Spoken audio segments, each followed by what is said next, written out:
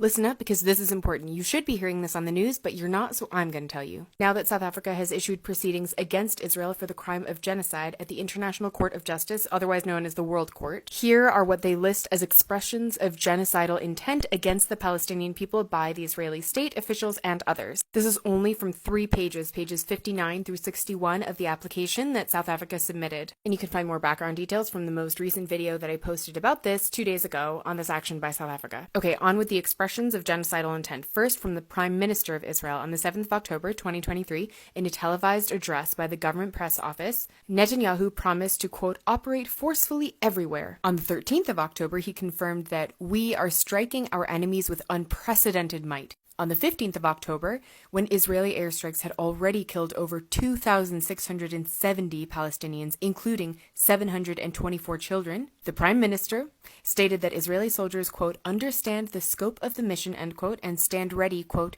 to defeat the bloodthirsty monsters who have risen against Israel to destroy us. On the 16th of October, in a formal address to the Israeli Knesset, he described the situation as, quote, a struggle between the children of light and the children of darkness, between humanity and the law of the jungle, end quote, a dehumanizing theme to which he returned on various occasions, including on the 3rd of November 2023, in a letter to Israeli soldiers and officers also published on the platform X, Twitter.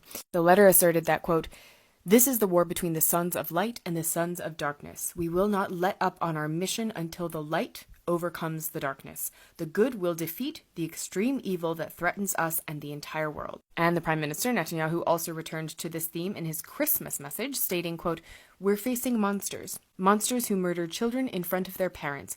This is a battle not only of Israel against these barbarians, it's a battle of civilization against barbarism. And then on the 28th of October, as Israeli forces prepared their land invasion of Gaza, the Prime Minister invoked the biblical story of the total destruction of Amalek by the Israelites, stating, quote, you must remember what Amalek has done to you, says our Holy Bible, and we do remember. The Prime Minister referred again to Amalek in the letter sent on the 3rd of November to Israeli soldiers and officers. The relevant biblical passage reads as follows, quote, now go, attack Amalek and prescribe all that belongs to him. Spare no one, but kill alike men and women, infants and sucklings, oxen and sheep, camels and asses, donkeys obviously. Right, moving on to the President of Israel. On the 12th of October, President Isaac Herzog made clear that Israel was not distinguishing between militants and civilians in Gaza, stating in a press conference to foreign media in relation to Palestinians in Gaza, over 1 million of whom are children, quote, it's an entire nation out there that is responsible. It's not true, this rhetoric about civilians not aware, not involved.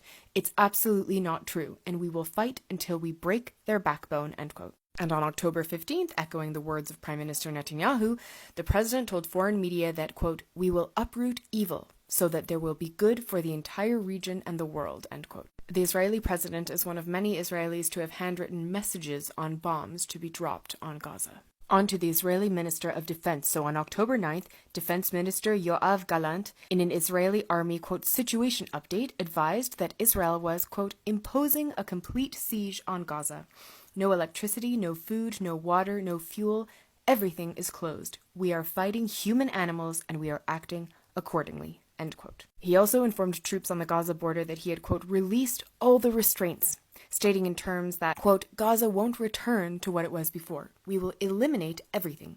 If it doesn't take one day, it will take a week. It will take weeks or even months. We will reach all places, end quote. He further announced that Israel was moving to a, quote, full-scale response, and that he had, quote, removed every restriction on Israeli forces. Right, now the Israeli Minister for National Security, on November 10th, Itamar Ben-Gvir clarified the government's position in a televised address, stating, to be clear, when we say that Hamas should be destroyed, it also means those who celebrate, those who support, and those who hand out candy. They're all terrorists, and they should also be destroyed. Next, we have the Israeli Minister of Energy and Infrastructure on Twitter. On October 13th, Israel Katz stated, all the civilian population in Gaza is ordered to leave immediately. We will win. They will not receive a drop of water or a single battery until they leave the world. And on October 12th, he tweeted, humanitarian aid to Gaza?